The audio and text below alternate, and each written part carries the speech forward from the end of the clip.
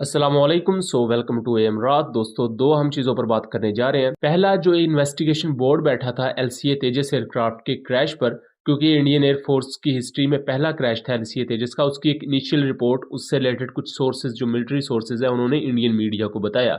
उसके अलावा कुछ दूसरे और सिंस है, उन्होंने जो खबर दी है वो उससे ज़्यादा शॉकिंग और परेशान कुन है। दूसरा बात करेंगे कि अकंजे ड्रोन के लिए तुर्की ने जो खुद एक एक्टिव इलेक्ट्रॉनिकली स्कैन अरे रडार बनाया था मुराद के नाम से, उसे अकंजे ड्रोन के लिए दे दिया गया है, इनके डिलीवर कर दिया गया है। और कहा जा रहा है कि इसकी अब टेस्ट फ्लाइट्स वगैरह कंडक्ट की जा रही हैं। और कहा जा रहा है ये भी है कि पाकिस्तान के पास जो अकंजे ड्रोन है उनमें भी ये ऐसा रडार बहुत जल्द देखने को मिलेगा। आइदर टेस्टिंग के लिए होगा या बाकायदा ऑपरेशनलाइज होने के बाद आएगा। इस पर बात करेंगे। तो दोस्तों, पहली अपडेट की बात कर लें। 12 मार्च 2024 को इंडिया की तारीख में पहली दफा एलसीए तेजस एयरक्राफ्ट का क्रैश हुआ। एलसीए तेजस एयरक्राफ्ट को 2015 में गवर्नमेंट के खातों में इंडक्ट किया गया था, लेकिन उसके बाद भी इसकी प्रोडक्शन बहुत तेज नहीं थी। एलसीए तेजस एयरक्राफ्ट इंडियन एयरफोर्स में हुकूमत चाहती थी कि बड़े नंबर्स में इंडक्ट किया जाए, बट इंडियन एयरफोर्स ये चाहती थी कि इस तेजस एयरक्राफ्ट के मुकाबले में हम दूसरे मुल्कों से फाइटर जेट्स खरीद लें, जैसा कि राफेल ही ज्यादा खरीद लें, या मिग या रशियन SU-35 जैसे या ग्रिपन जैसे एयरक्राफ्ट ले लें।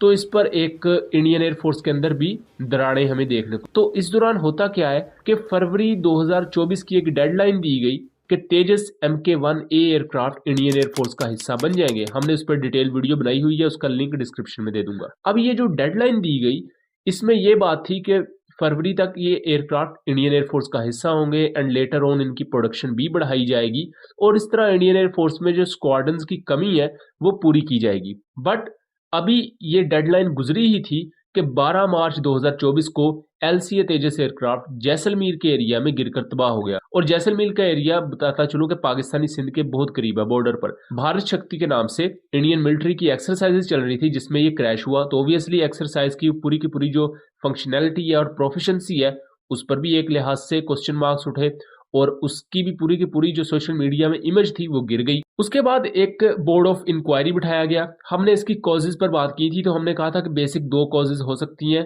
पहली वजह तो इसका इंजन फेलियर हो सकता है। दूसरी वजह, इसमें जो नया इंडिया ने अपना फ्लाई बाय वायर सिस्टम लगाया है उसका फेलियर हो सकता है, क्योंकि इससे पहले ये I think Israeli fly by wire system use करता था जो कि अच्छा था। हो सकता है जो इंडिया ने अपना फ्लाई बाय वायर सिस्टम लगाया वो इतना बेहतर ना हो और जहाज क्रैश कर गया। अभी जो इसकी इनिशियल रिपोर्ट्स कुछ कही जा रही हैं उसमें कुछ मिलिट्री सोर्सेज ने बताया है इंडियन मीडिया को कि इसका क्रैश हुआ है इंजन फेलियर की बुनियाद पर।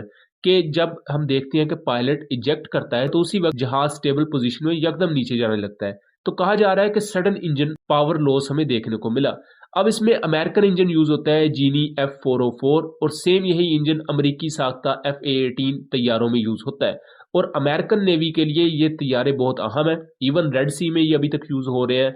चाइना को काउंटर करने के लिए अमेरिका इन्हें पैसिफिक एरिया में रखता है और उन्हीं के इंजन ही आगे तेजस एयरक्राफ्ट में यूज होते हैं। लेकिन F/A-18 में दो इंजन यूज होते हैं। तेजस एयरक्राफ्ट चूंकि सिंगल इंजन जहाज है तो उसमें एक इंजन यूज होता है। अब इस इंजन की रिलायबिलिटी काफी अच्छी है। ये कोई ऐसे इंजन नहीं है जो कि रिलायबिलिटी के मामले में इन्होंने कभी तंग किया हो। इंडियन साइड पर इस तरह का भी एकदम क्लेम आ रहा कि इस इंजन में एक मसला पैदा हुआ जिसकी बुनियाद पर पूरा जहाज क्रैश कर गया। और यहाँ एक और अहम चीज ये है कि पायलट इसे किसी रेगिस्तान जैसी जगह पर क्रैश करवा सकता था, बट जैसे ही मसला बना तो पायलट उसी वक्त इजेक्ट कर गया।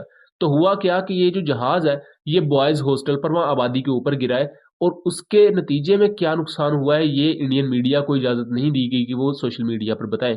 उन पर इस हवाले से आप समझ ले पाबंदी लगा दी गई या उन्हें पाबंद किया गया कि आप ये खबर सोशल मीडिया पर नहीं देंगे। बट जो ओपन सोर्स जराए हैं आप खुद जाकर उन पर रिसर्च कर सकते हैं कि ये जहाज आबादी पर गिरा है, पायलट टाइम से इजेक्ट कर गया। जबकि अगर आप इसके मुकाबले में पाकिस्तानी पायलट्स का ट्रैक रिकॉर्ड उठा लें तो बहुत से पायलट्स शहीद हो गए जस्ट इस काम के लिए कि उन्होंने इजेक्ट वो कर सकते थे, उन्होंने इजेक्ट नहीं किया।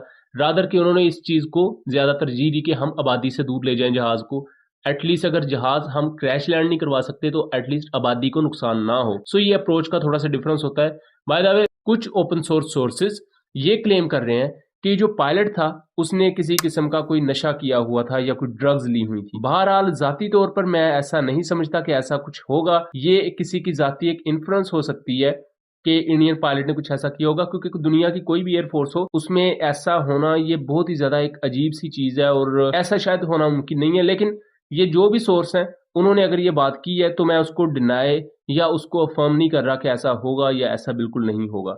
ये उनकी एक सब्जेक्टिव राय हो सकती है और इसके बारे में आप अपनी राय अलहदा रख सकते हैं।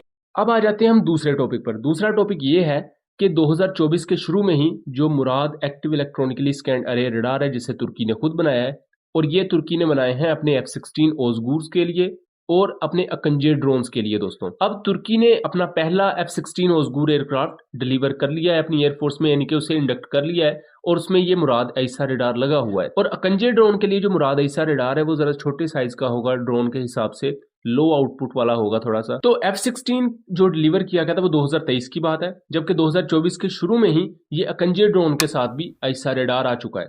इससे पहले अकंजे ड्रोन में ऐसा रडार नहीं था, वो डेवलपमेंट फेज में था। अब ये ऐसा रडार चूंकि जो आया है, इस ऐसा रडार की कैपेबिलिटीज के बारे में मैं थोड़ा सा आपको बता दूं तो इसकी multiple capabilities officially Turkish news sources बताते हैं। पहला तो ये मल्टी फंक्शनल रडार है। ये ना सिर्फ एयर टू ग्राउंड ऑपरेशन को सपोर्ट करता है बल्कि ये अकंजे ड्रोन को air to air missile fire करने के काबिल बनाता है। जो तुर्की मुख्तलिफ एयर टू एयर मिसाइल बना रहा है, एनिमर पाकिस्तान के जो फास्ट 2 BBR मिसाइल होंगे वो भी इसके थ्रू फायर किए जा सकते होंगे। और उसके अलावा automatic target recognition, resistance to steering, electronic support, electronic attack, ये मतलब कि ना सिर्फ एक रडार का काम कर सकते होंगे बल्कि इलेक्ट्रॉनिक काउंटर मेजर सिस्टम या एक इलेक्ट्रॉनिक स्वीट जो काम करता है ये वो भी करने के काबिल होंगे, जो कि इसे मल्टी फंक्शनल बनाता है कि है एक रडार बट वो डिफरेंट काम कर सकता है। जो कि नॉर्मली हम देखते हैं कि इलेक्ट्रॉनिक स्वीट अलहदा होता है और रडार अलहदा होता है, लेकिन अभी ओबियसली टेस्टिंग फेजेज में है। एक सोर्सेज ये क्लेम करते हैं कि ये रडार बहुत जल्द पाकिस्तान को भी प्रोवाइड किया जाएगा, क्योंकि पाकिस्तान भी अकंजे ड्रोन्स को यूज कर रहा है और मुख्तलिफ पाकिस्तान एयरफोर्स की वीडियोस में उसे दिखाया भी गया है।